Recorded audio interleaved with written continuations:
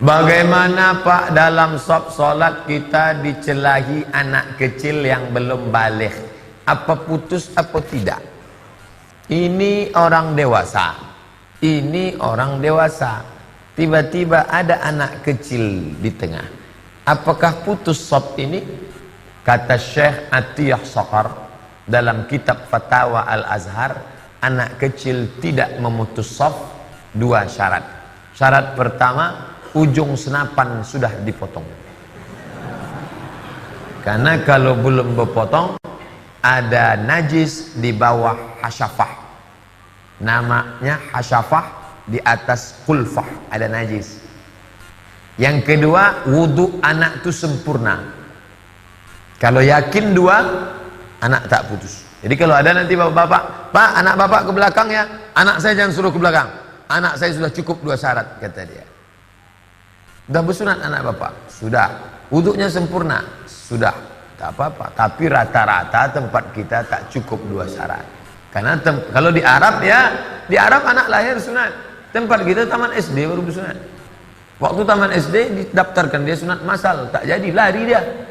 Taman SMA baru sunat. Dan tak mungkin pula kita buat satu petugas di pintu untuk menengok siapa yang sudah berpotong siapa tidak.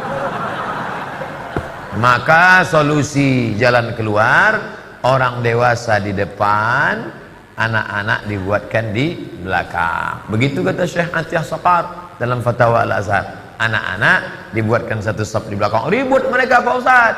Kalau anak-anak ini ribut, diangkat satu satpol PP syariah, pakai baju seragam warna hijau, megang rotan satu. Di Masjid An-Nur begitu, di Pekanbaru. Pas saya masuk, Ustaz, mau kau pukul anak ini? Enggak Pak Ustaz, lantai aja. Anak-anak lurus. Wah, lurus. Anak-anak jangan ribut ya, kata Pak Imam. Sawus sufuf, luruskan shaf. Fa inna taswiyatus sufuf min tamamis shalah. Dua. Di mana keberadaan Allah itu Pak Ustaz?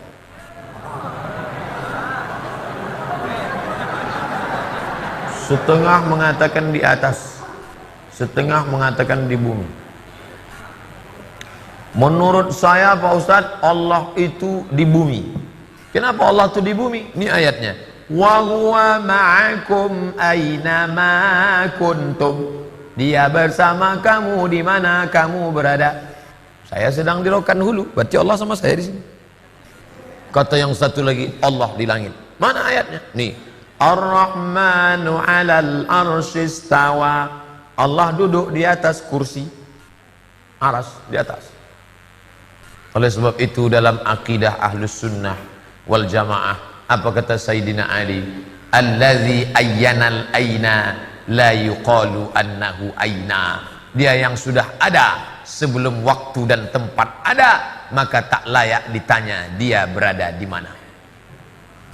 Dia sudah ada sebelum tempat itu ada. Dia sudah ada sebelum waktu itu ada. Yang layak ditanya di mana Abdul Somad, karena Abdul Somad ada. Setelah itu barulah waktu ada, sudah ada sebelum Abdul Somad ada. Tapi dia yang sudah ada sebelum waktu dan tempat ada, maka tak layak ditanya kepada dia di mana. Allahu munazzahun anil jihati sid, kata akidah Thahawiyah. Allah suci dari 6 arah. Sid 6. Dia tak di muka, dia tak di belakang, dia tak di kanan, dia tak di kiri, dia tak di atas, dia tak di bawah. Dia dekat, tak bersentuh, dia jauh, tak berantara. Maka dikaji dalam ilmu akidah. Islam tak lepas dari 3. Akidah, syariah, akhlak. Akidah, wujud, qidam, baqa, mukhalafatul hawadis, qiyamuhu binafsi, wahdaniyah, qudrat iradat. Kalau dia bisa ditunjuk di mana Allah? Allah di atas, maka batallah ayat 2. Walam yakul lahu kufuwan ahad. Dia tak setara dengan apapun. Kalau bisa dia ditunjuk Allah di atas, berarti sama dengan lampu di atas. Bapak Ibu yang dimuliakan Allah. Oleh sebab itu Ahlus Sunnah wal Jamaah mengajarkan Allah maujud bila makan. Allah itu ada tanpa tempat. Karena kalau dia bertempat, maka dia bukan Allah. Allah duduk di atas kursi. Kalau Allah duduk di atas kursi, berarti kursi itu lebih besar daripada dia. Oh tidak Pak Ustaz, kursinya kecil. Oh kalau begitu dia besar, kursinya kecil, tak muatlah dia di kursi itu. Lalu apa makna ayat Allah duduk di atas kursi? Maknanya kuasa. Itu makna Ar-Rahman alal arsy istawa, kata akidah Asy'ariyah Abul Hasan Al-Asy'ari. Bapak Dr. Andus Haji Ahmad MSI duduk di atas kursi Bupati Rokan Hulu selama 2 periode. Apakah artinya Pak Ahmad duduk aja di kursi? Tidak. Apa makna ungkapan itu? Bapak Dr. Andus Haji Ahmad MSI duduk di atas kursi Bupati Rokan Hulu selama 2 periode. Artinya duduk di atas kursi itu artinya isti'la, berkuasa. Itu maknanya. Jangan dikatakan Allah duduk di atas kursi. Kalau Allah duduk di atas kursi, maka menyamakan Allah dengan makhluk. Orang yang menyamakan Allah dengan makhluk namanya mujassimah, jisim, berbentuk, bertubuh, berfisik. Na'udzubillah. Penjelasan Ustadz bagaimana cara mendapat solat khusyuk. 5 langkah. Yang pertama, ketika wudhu, khusyuk waktu wudhu. Waktu air disiramkan ke wajah, keluarlah dosa dari kelopak biji mata. Waktu air disiramkan ke tangan, keluarlah dosa dari celah-celah jari tangan. Waktu air disapukan ke kepala, keluarlah dosa dari kepala sampai ke lubang telinga. Waktu air disiramkan ke kaki, keluarlah dosa dari celah-celah kuku kaki. Makanya waktu berwuduk tak boleh ngobrol. Buka keran. Itulah karena aku sebut. Boleh.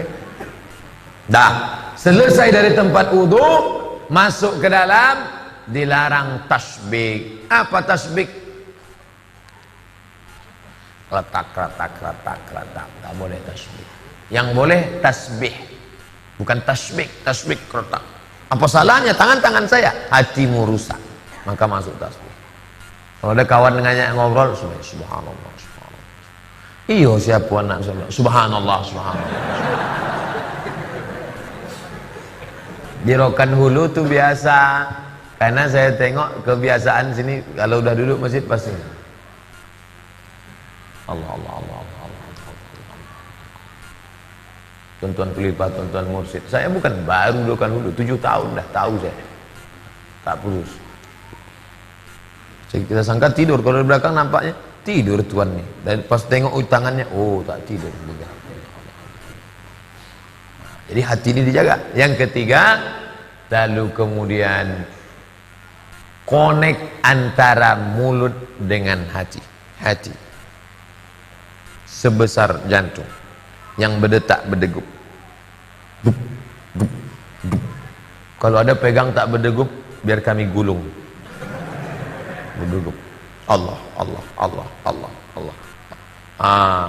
Connect antara ini dengan mulut. Bismillahirrahmanirrahim, kata mulut. Connect. Agak-agak jauh connectingnya, connectkan balik. Agak-agak jauh connectnya, connectkan balik. Agak-agak jauh, connectkan balik. Macam meniti tanah liat di tengah pematang sawah. Agak jatuh, naik balik. Jangan jatuh melompat sebab pula nanggu-nanggu ikan. Macam bawa Honda, agak-agak lari mengantuk, naikkan balik. Agak macam nyetir mobil, agak-agak mengantuk, balikkan balik. Begitulah dia. Yang keempat, mulut bergerak.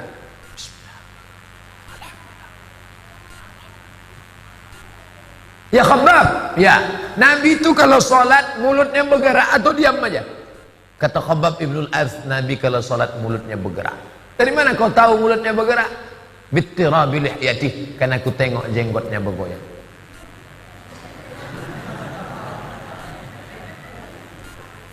Bergoyang, jahar. Tapi di agak-agak yang mendengar telinga awak, bukan telinga orang.